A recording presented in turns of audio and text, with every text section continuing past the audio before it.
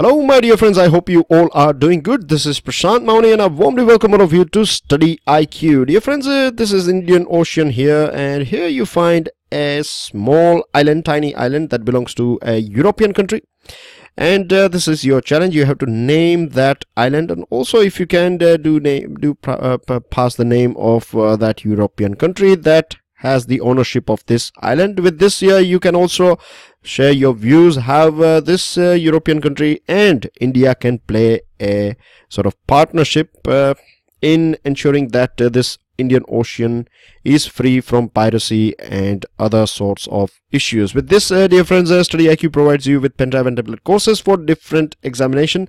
Want to know more about it? Check out StudyIQ.com. If you have questions or queries regarding it, you have chat support available on our portal, as well as you can give us a call on the numbers that you can see on your screen. Now, yesterday I spotted some comments regarding the lecture schedule, right? Dear friends, by the time I prepare this lecture, it is already a bit late in the night, because by the time all the news we receive of PIB, it is already 9. So the best thing for all of us would be to deliver this lecture next day morning. And as you know that maximum this lecture's length is of 20 minutes. So I believe that this should not create any sort of problem with your schedule of the day. With this, dear friends, the first item that we have is a very important one. It is coming from Ministry of Statistics and Program Implementation. And remember, GDP data, though it may be pertaining to economy and finance, but it is released by this ministry, and this is a very important piece of information here. Many times you find this sort of questions as well as MCQ.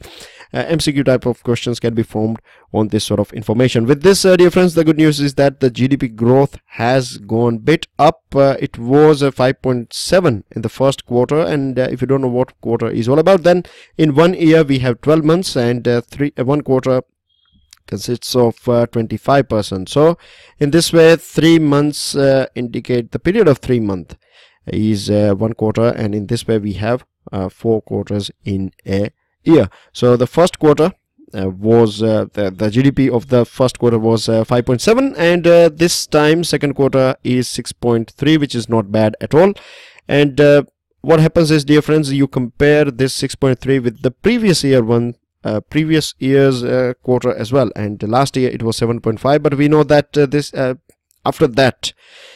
after November, during November we had this demonetization, and then we had this GST in July. So because of this thing, there was a bit of dip in the economy, but things are looking good now. It looks like you can say the trend is reversing now. And the trend, when I say trend, I'm talking about the trend of last 5 quarters. From last 5 quarters, it was observed that GDP growth was going down, but now with this 6.3, we can safely say that things are picking up a little bit. And in the future, as it is said by Chief Statistician of our country, TCA Anant, as well as there are many officials as well as experts who are indicating that in coming quarters the GDP growth rate will be a bit better than 6.3% as well. And what are the main drivers that has helped us to get this 6.3, or that has helped us to reverse this downfall is the good growth in manufacturing sector, electricity, gas, water supply and other utilities. With this, dear friends, agriculture, forestry and fishing, with which huge amount, or you can say majority of our population is affiliated with, has grown by 1.7%, which is not bad compared to negative growth. So but it should be a bit more. And the good news is that manufacturing sector is performing well, right? It has grew by 7%, and remember, whenever there is any sort of expansion in manufacturing sector, then jobs are created, and we know the impact or the positive impact of job creation. With this, Finance Minister has also talked about GST and demonetization. He said that the effect of demonetization as well as GST is a thing of the past now, and hopefully in the coming quarters things will be bit better. With this, second item that we have is pertaining to Hindustan Times Leadership Summit.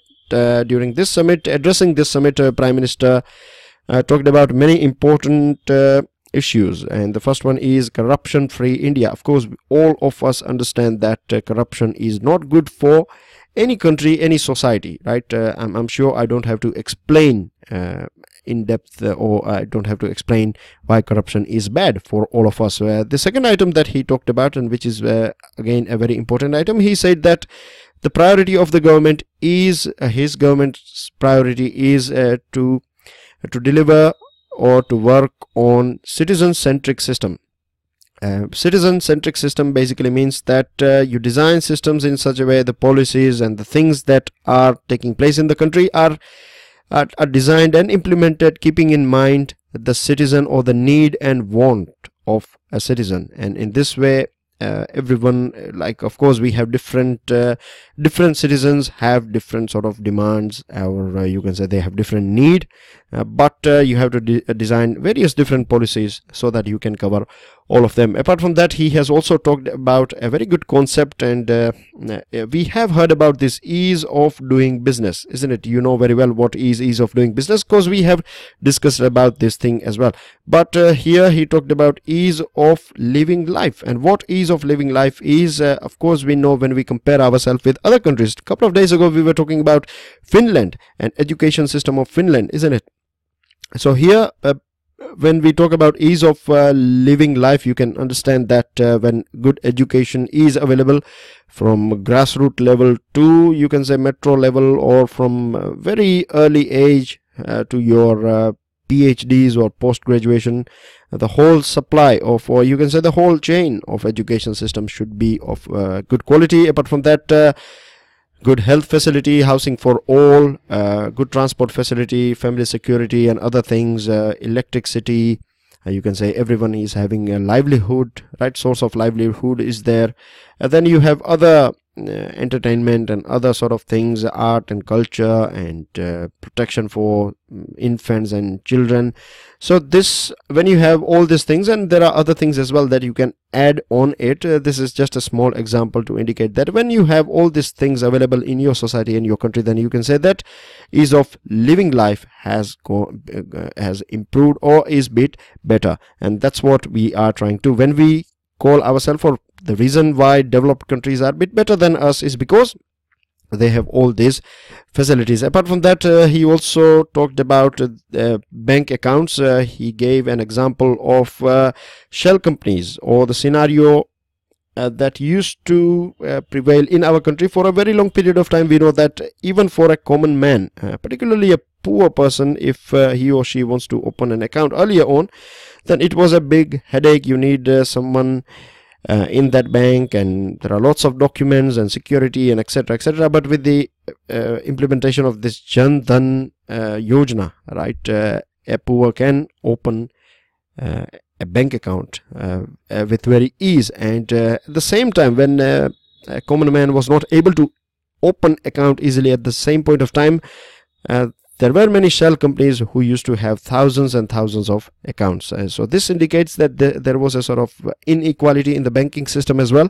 But now things have changed, and of course we can safely say that things are more transparent now. With this, dear friends, Cabinet took a couple of decisions, and the most important one is in front of you. It is pertaining to India and Italy, and both countries have signed a MOU in the field of agriculture and phytosanitary issues. And of course, you know that Italy is a very developed country. We have talked about it earlier as well, that they use technology for their production and storage and other things. And of course, when we sign MOU with a developed country, then we are looking for investment, we are looking for technology transfer in areas of animal husbandry, agriculture, agricultural research and food processing, which is very important and near and dear to us, because we have recently launched a scheme called Sampada as well.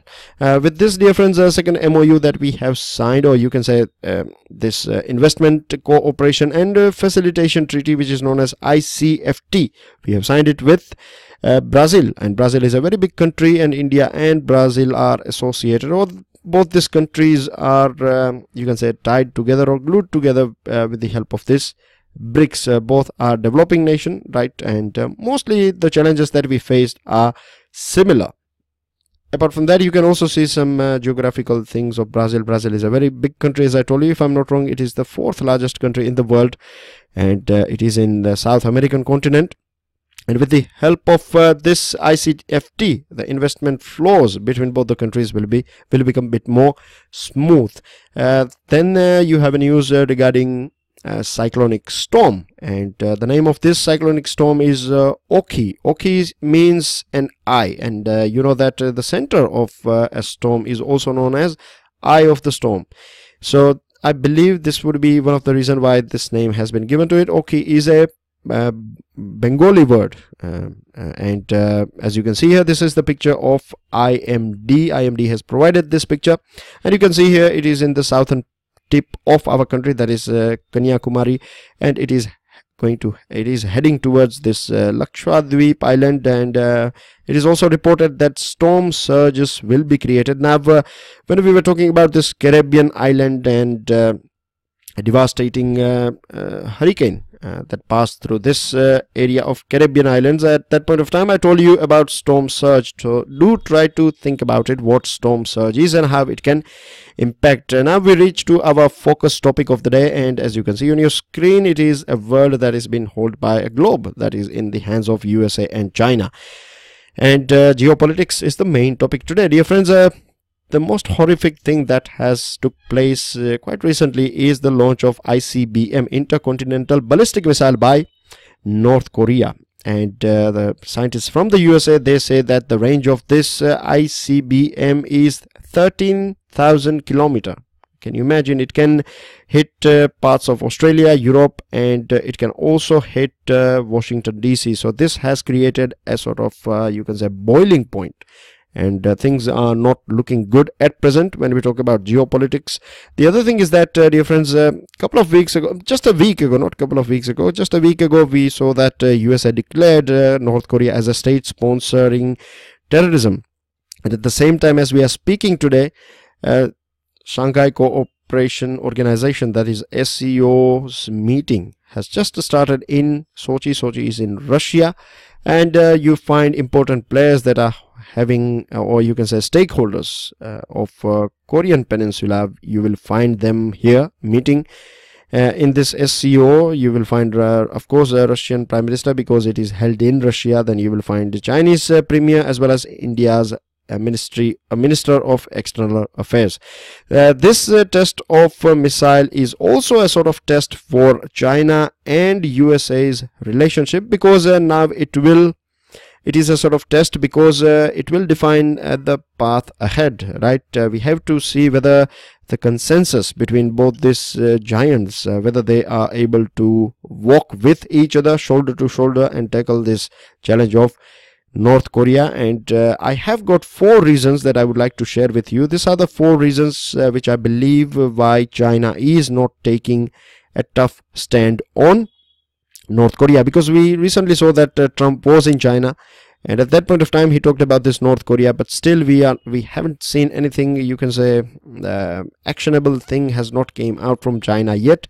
And one of the reason is that destabilization of this area, this regime, right, will also mean that this communism will get destabilized, right? So it is not good for the politics of China. The other thing is that pushing too much or a sort of you can say hard push by China can make this North Korean regime to behave unpredictably, and in future it would be dangerous for China. The other thing is that both this country, North Korea and China, they do share border, and China is facing this immigration issue. People are coming from North Korea, refugees issue, so it does not want to entertain this sort of thing. And the fourth one is that just in case if Kim Jong-un is thrown out, and if someone else comes in, then that regime would be a pro-US regime, which is something that China does not want in its neighborhood. And of course it fears, now the situation is that China is a bit skeptical about the step that can be taken by Trump or North Korea. With this, dear friends, USA has also declared that any sort of weapons, basically North Korea earns huge amount of money. One of the main key source of income for North Korea is selling weapons to other countries. So any sort of weapons carried by any ship will be intercepted by US Navy, and it will be seized. Apart from that, USA has also said that any country doing business with North Korea, USA will stop doing trade with that country, may it be China. It has clearly stated, and you can see here that China has exported 463 million worth of goods to USA in 2016 alone.